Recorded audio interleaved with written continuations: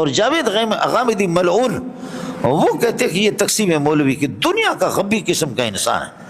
اور افسوس کی بات ہے کہ حضرت اقدس علامہ بنوری رئیس المحدثین کے خاندان کے لوگ بھی اس کے، اور امام اہل سنت مولانا سرفراز خان کے، ان کے پوتے بھی جاوید غامدی کے ہاتھ پہ لگ گئے.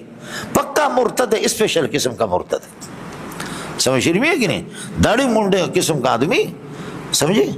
آپ نے کبھی معاف کیجئے گا مجھے، عربی عبارت پڑھتے ہوئے کسی حدیث کی کبھی بھی آپ نے جاوید غامدی کو اور مولانا شیرانی کو کبھی بھی نہیں سنا ہوگا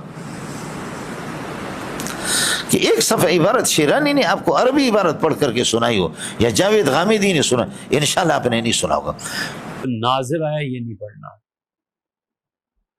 بلا خوف تردید آپ سے کہوں اللہ تعالیٰ بہت ہی درگزر فرمائے اور ان لوگوں کو ہدایت دے. یہ غامدی صاحب جو ہیں اور یہ جیلوی صاحب جو ہیں انہیں نازلہ قرآن نہیں بچوں پڑھنا.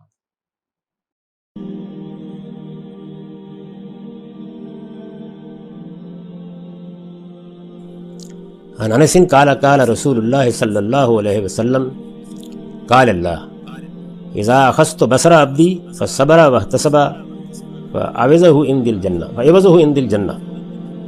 انس رضی اللہ عنہ سے مروی ہے کہ رسول اللہ صلی اللہ علیہ وسلم نے فرمایا عن ابی ہریرہ رضی اللہ عنہ ان رسول اللہ صلی اللہ علیہ وسلم قال من انفق زوجین من شیء من الاشیاء فی سبیل اللہ دعاہ الخزنۃ من ابواب الجنہ یا عبداللہ ھذا خیر ومن کان من اہل الصلاۃ دعی من باب الصلاۃ ومن کان من اہل الجہاد دعی من باب الجہاد ومن کان من اہل الصیام دعی من باب الریان ومن کان من اہل الصدقہ دعی من باب الصدقہ.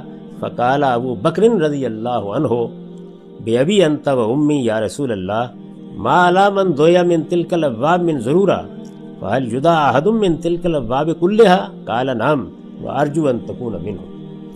ابو ہریرہ رضی اللہ عنہ کا بیان ہے کہ رسول اللہ صلی اللہ علیہ وسلم نے فرمایا جس نے اللہ کی راہ میں جوڑے جوڑے چیزیں خرچ کی، یعنی اللہ کی راہ میں خرچ کرتے وقت یہ کہا کہ اچھا اللہ ایک مانگتا ہے میں دو دیتا ہوں. بسم اللہ الرحمن الرحیم. عن سہل بن سعد قال رسول اللہ صلی اللہ علیہ وسلم من یضمن لی ما بین لحیہ وما بین رجلہ اضمن لہ الجنہ. یہ بخاری کی روایت ہے 6020 رقم. سہل بن سعد رضی اللہ عنہ کہتے ہیں کہ رسول اللہ صلی اللہ علیہ وسلم نے فرمایا جس نے مجھے اس چیز کی ضمانت دی جو اس کے دو جبڑوں کے درمیان ہے. یہ عبداللہ رضی اللہ عنہ سے روایت ہے. عن عبداللہ رضی اللہ عنہ قال رجل یا رسول اللہ ای الذنب اکبر عند اللہ قال ان تدعو للہ ندا وهو خلقک قال ثم ای قال ثم ان تقتل ولدک خشیت ان یتم معک قال ثم ای قال ثم ان تزانی بحلیلۃ جارک. یہ بھی بخاری کی روایت ہے اور بخاری میں 6382 رقم ہے. عبداللہ رضی اللہ عنہ سے میرے خیال میں جو لوگ اس طرح کی باتیں کرتے ہیں وہ قابل التفات نہیں ہوتے. کسی بھی چیز کے لیے صحیح طریقہ یہ ہے کہ آپ استدلال سے اس کی غلطی واضح کریں.